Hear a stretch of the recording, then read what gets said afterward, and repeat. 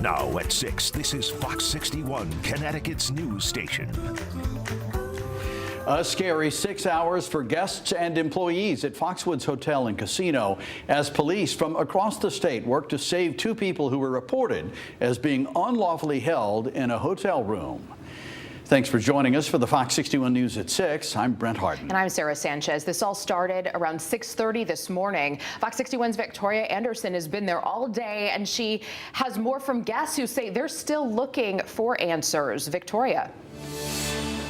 That's right. Guests that I was speaking to who stayed on the 17th floor told me they were awoken at 6:30 this morning by law enforcement banging on their doors, telling them they had to evacuate now. They didn't even have time to grab clothes or their keys. And they say they think this chaos happened because of something that was happening on the 16th floor, which police tell me they're calling a situation. Like, this is our date night and it turned into hell. That is just one way Viteri Long would describe her night at the Fox Tower Hotel. With security knocking on our door and telling us that we needed to leave, but they didn't tell us why, what was going on. The Mashantucket Pequot Tribal Police say they believed an individual had unlawfully restrained two people in their hotel room before quickly releasing them. However, local and state police weren't seen leaving the hotel until more than 6 hours later, when a team was able to enter the room without incident.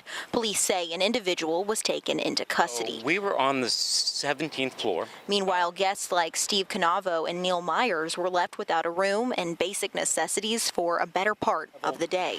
And we're like, do we take anything? You need to go now. Right. The Foxwoods team, however, was quick to compensate their guests. They're giving everybody on them floors $250 gift card to buy clothes or go to the spa, the showers. Still, the tense wake-up call is something these guests won't be quick to forget. We're actually in the lobby. We're seeing all these guys with ARs.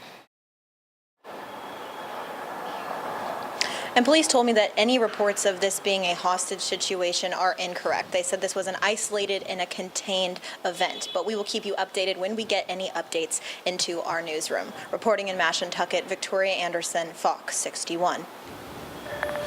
Victoria, thank you. Farmington police have released the search warrants for the phones of the mother and aunt charged in the death of 11-year-old Jacqueline Mimi Torres Garcia. The court documents reveal additional details of abuse and neglect, including what led to Mimi's death, when she died, and how her body was handled. Now, we want to warn you, these details could be disturbing to you. Investigators searched Carla and Jacqueline's Garcia's phones. Records show Carla told her sister that Mimi died on September 19th of 2024. Detectives tell us Carla admitted she and her boyfriend, Jonathan Nanita, stopped feeding Mimi approximately 2 weeks before she died. Medical examiners haven't said yet what caused Mimi's death. Jacqueline said she knew Mimi was going to die in August of 2024. Documents also show Nanita handled Mimi's body. We learned her body was reportedly put downstairs initially because Nanita didn't know what to do with it. The warrant says Carla and everyone else in the home left because the odor from the decaying body was so strong. Records say Carla knew Nanita put Mimi's body in a tote and later put it at the abandoned home on Clark Street in New Britain. Now, Jacqueline was in and out of the Farmington home last summer. Documents show she admitted to seeing Mimi being confined to a corner in her bedroom, being restrained in zip ties and not being fed. They also state Mimi ran away twice, was found both times by family members and punished with zip ties. Detectives found a photo of Mimi lying on the floor on top of pee pads and restrained in zip ties. Police say Carla, Jacqueline, and Nanita's arrest warrants won't be unsealed until next week. Investigators haven't released information about potential abuse with Mimi's siblings. They are all together in state custody. Fox 61 has been following this story since it broke 2 weeks ago. We have everything you need to know streaming on Fox 61 Plus and our free Fox 61 News app. Data from the Hartford Police Department shows the amount of shooting victims in the city has gone up 3% in comparison to last year's data. This is the first time this year the number of victims has been higher compared to the same time last year. Fox 61's Alicia Hercules spoke to a city council member who tells us more about what he hopes to see regarding violence in the city. Over the weekend, 2 more people lost their lives to gun violence on Franklin Avenue. Before this shooting, the amount of shooting victims the city has seen this year was already at 61 in comparison to last year's 59 victims, up 3%. However, Hartford Police Department data shows that aggravated assaults with a firearm are down this year by 27%. The total is now 61 in comparison to 83 aggravated assaults with firearms last year. Josh Mickdom, a Hartford City Council member with the Working Families Party, says any gun violence in the city is alarming, but with shooting statistics seeing their first rise in comparison to last year, he hopes to see more programs put in place to deter people from engaging in such violence. There's also people here in my neighborhood. I was talking to a neighbor who had a bullet hit her house, a couple months ago around the block, and that leaves everyone feeling shook. I do hope that as we push our elected representatives to respond, we think about what are the things we know that reduce shootings, right? So that's having more jobs, having more mental health services, having daycare. Alicia Hercules, Fox 61.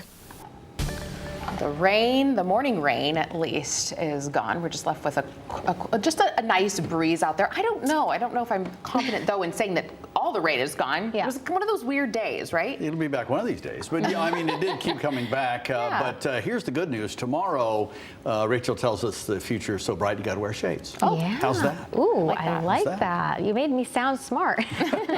No, yeah, tomorrow will be nice and bright, sunny, highs in the 60s. It's going to be one of the nicer days of the week. But first, yeah, it's a little bit ominous still looking, at least in the Hartford area. Not so much in New Haven, where it's certainly brighter and temperatures today well above average. Here's a look at that disturbance that continues to pull away. We'll take a closer look at Connecticut, and here's a couple of those leftover showers and sprinkles. We're seeing one in Canaan right now. There's also a shower here just grazing northern Tolland County. So for Summers and Stafford, if you're in Union, this is heading in your direction, and other parts of Tolland County, or Windham County, I should say, as well. Here's a look at those wind gusts up to as high as 30 miles an hour. So it's still blustery, but the wind will slowly diminish tonight. And I think that leftover shower chance will last for maybe another hour or two, but that's it. Overnight lows in the 40s. Tomorrow is a beaut. Your full forecast, including a cool down and more rain later this week coming up. All right, sounds good, Rachel. Thank you. Well, developing in Tolland right now, rescue crews found a person in a marsh, and they are responsive. State police and several local departments have been searching the water next to the Big Y on Fieldstone Commons. Tolland's town manager says the victim was brought safely to shore and has been taken to the hospital to get checked out. Now, he didn't tell us how old the victim is, but did say the victim was found thanks to a drone. State police are investigating. Well, new details have emerged regarding a deadly car crash in Hartford just before midnight last night. Fox 61's Joe Monty explains what we know right now. Police say they tried to stop a gray Infiniti on Albany Avenue after spotting several traffic violations, but the driver took off. Police say the vehicle had been traveling fast, was unregistered, and had misused license plates. Police tried to stop the vehicle, but the suspect took off from the traffic stop in the car at a dangerously high speed. Officers decided not to chase the vehicle in accordance with state law. The driver continued down Albany Avenue westbound but lost control. Police say they crossed the road into oncoming traffic and crashed into another car, killing the driver of that car immediately. The victim was a male in his 20s. We're told the suspect was ejected from the car and was found in the middle of the road by paramedics at the scene. He was taken to a local hospital in critical condition. The suspect's car caught fire but was extinguished soon after. At the scene, police found the suspect had illegal items in their car. Police also found that the suspect was already a convicted felon. Lieutenant Aaron Boisfort with Hartford Police explained what details they uncovered about the suspect. When the crime scene got out there, they are the ones investigating. They loaded a firearm. The firearm was located in the suspect vehicle along with some drugs. It was also learned that the operator of that suspect vehicle was on the deadly weapons offense registry. Police say the suspect's injuries were non-survivable. Both the fire marshal and the police are investigating. At the Hartford Police Station, Joe Monty, Fox 61. A part of Route 6 in Coventry is back open after police say a Hartford man died in a rollover crash late last night. We're told a man was speeding on the freeway around 11:30. Police say he tried to turn left and lost control of the car. Officials tell us the car slid into the shoulder, hit a pipe, and then hit a rock ledge. The car rolled over several times and landed on its roof. Investigators say the man was thrown out of the car while it rolled. Police pronounced Axel Santos Reyes dead at the scene. A section of the highway was closed almost all morning. And a Bloomfield man is dead after he collided with a tree. This happened yesterday on South Main Street in East Granby. Troopers say 75-year-old Alan Rosenthal drove off the road and down an embankment before hitting that tree. First responders found Rosenthal unresponsive before he was taken to the hospital, where he was pronounced dead. It's unclear what caused that crash, but witnesses are asked to contact Connecticut State Police if they have information. Waterbury police say a scooter rider will be okay after a car hit them and took off last night. Officials tell us a 17-year-old was hit near Baldwin Street and the I-84 ramp around 8:15. Officers say the driver was nowhere to be found when they got there.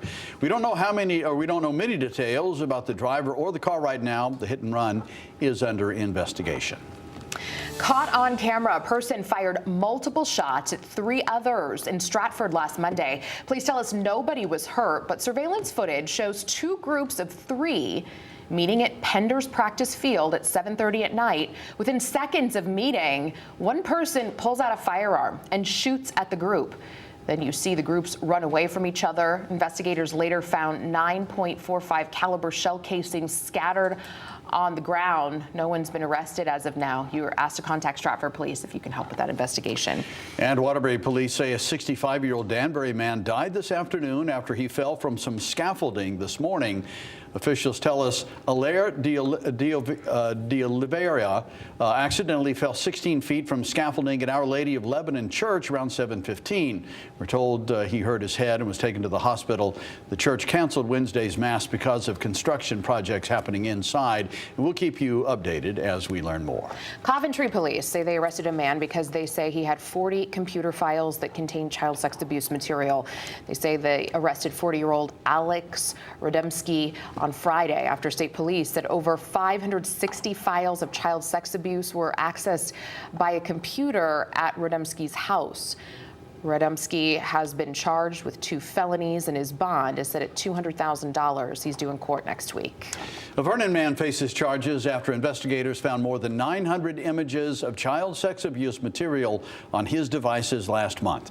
The National Center for Missing and Exploited Children reported Danny Brock to Vernon police last August.